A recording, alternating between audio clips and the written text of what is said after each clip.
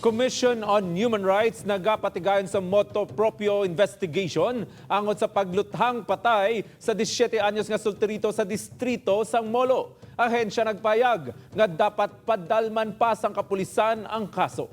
Sa dugang nga detalye makaupod naton si John Sala live. John?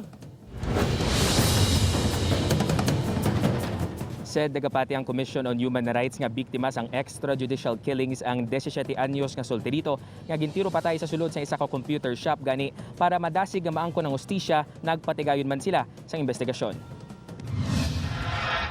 Na-establishar na sang Iloilo City Police Office nga mistaken identity ang pagtiro patay sa 17 anyos nga sultirito nga si alias Pau Pau sa sulod sa isa ka computer shop sa Barangay Salvacion, Habog-Habog, Molo.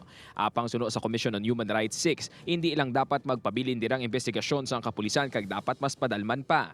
Parang nga sa latabo, i-declare ka lang mistaken identity and then tapos na, wala na.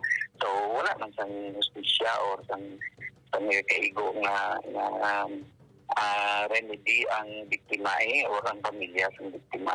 Dugang panidabuko nga makabig extrajudicial killing ang natabo kag nagakadapat nga hatagan ig talupangod ilabi na nga isa ka minor de edad ang involbado. Nagpatigayon man sa motu proprio investigation ang CHR6 angot sa krimen. Ang involved minor, ara ina sa mga jurisdiction, pwede kami makakandak sa investigation.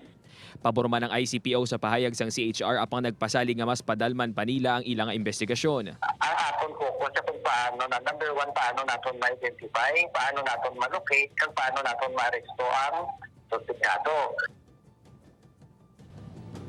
Said dugang pa sa nga CHR nga bangod na establisha na sang ICPO subong nga may mistaken identity nga natabo dapat maghatag pa sila subong sang igtalupangod sa mga masunod nila nga obrahon agud dalayon nga maangkon ang hustisya.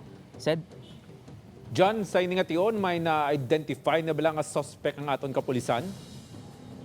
Said suno sa Iloilo City Police Office nga padayon nila nga ginapangita subong ang riding in tandem suspects nga nagtiro patay sa 17 anyos nga sultirito apang ginauna nila subong pangitaanay ang dapat target nila nga drug personality agud siya mismo ang personal nga makahatag sang bulig sa kapulisan nga matumod ang may mga ikasarang o kung may mga motibo nga magpapatay sa iya agud posible man nga makabulig sa investigasyon sa pagpangita sang riding in tandem suspects. Said Kabay nga makuha sa hustisya ang pamilya sining nasalaan lang ang biktima. Madamang salamat, John Sala.